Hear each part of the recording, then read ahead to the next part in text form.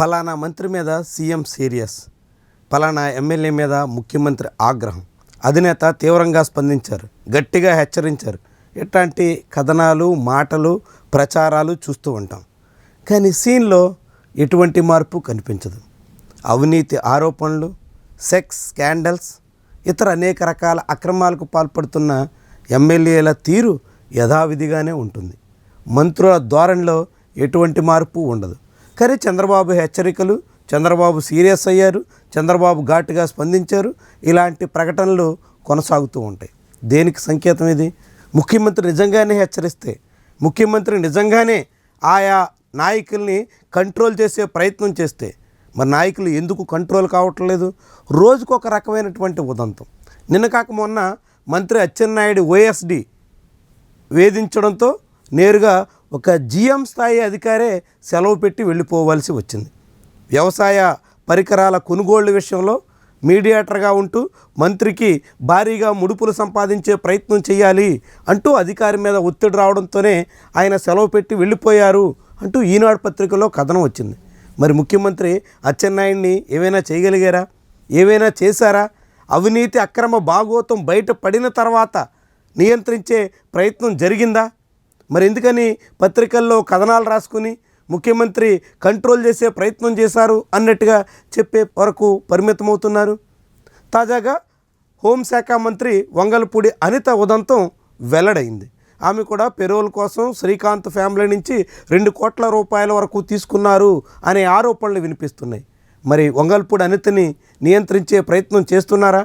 ఆమెకు అడ్డుకట్ట వేయగలరా? హోంశాఖ మంత్రిగా ఉండి ఒక నిందితుడిని జైలు నుంచి బయటకు తీసుకురావడానికి 2 కోట్ల రూపాయల లంచం తీసుకున్నారు అనే మాట వినిపిస్తోందంటే హోంమంత్రి ఎంతగా తెగించేసినట్టు? మరి ముఖ్యమంత్రి ఏం చేయగలుగుతున్నారు? ఎందుకు కంట్రోల్ చేయలేకపోతున్నారు?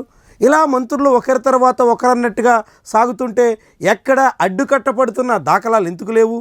వీళ్ళందరికీ మించి ఒక మంత్రి తిరుపతి కేంద్రంగా సెక్స్ బాగోతు నడుపుతున్నారు, అమ్మాయిలతో కులుకుతున్నారు, రాసలీలలు సాగిస్తున్నారు అంటూ టీడీపీ అధికార ప్రతినిధే ఆరోపించేటంత వరకు వచ్చింది. మరి ఆ మంత్రినైనా అడ్డుకోగలరా? అలాంటి కార్యకలాపాలకి నియంత్రణ గీత గీయగలరా? లేకుంటే చంద్రబాబు మాటలకే పరిమితం అవుతే నేతలంతా తోచిన చందంగా నచ్చిన రీతిలో సాగిపోతారా? ఇక అనంతపురం ఎమ్మెల్యే దగ్గుబాటి ప్రసాద్కి సంబంధించినటువంటి ఉదంతం చాలా వివాదాస్పదమైంది. జూనియర్ ఎన్టీఆర్ తల్లిని కూడా కించపరిచే రీతిలో టీడీపీ ఎమ్మెల్యే మాట్లాడినటువంటి వైనం అగ్గిలా రాజుకుంది. చాలా పెద్ద దుమారం దిశలో నడుస్తుంది. ఇప్పటికే 48 గంటలు డెడ్ లైన్ పెట్టారు. డెడ్ లైన్ ముగిసిన తర్వాత బహిరంగ క్షమాపణ చెప్పకపోతే నేరుగా అనంతపురంలో ఆందోళన నిర్వహిస్తాం అంటూ ఎన్టీఆర్ ఫ్యాన్స్ హెచ్చరించారు. దాంతో ఈ వివాదం మరింత రాజుకునేలా కనిపిస్తుంది. మరి దగ్గుబాటి ప్రసాద్ మీదైనా చర్యలు తీసుకోగలిగారా? అతనికైనా పూర్తిగా అడ్డుకట్ట వేయగలిగారా? అలాంటి వాళ్ళ నోటికైనా మూసివేసేందుకు తగ్గట్టుగా చర్యలు తీసుకోగలిగారా? మరి ఏమీ చేయలేకపోతే చంద్రబాబు నాయకత్వానికి ఎంతగా పార్టీలో పట్టున్నట్టు, చంద్రబాబుకి ఏ మేరకు నేతల మీద పట్టు సాధించగలిగినట్టు? ఇలాంటి ప్రశ్నలు కూడా ఇప్పుడు ఉదయిస్తున్నాయి.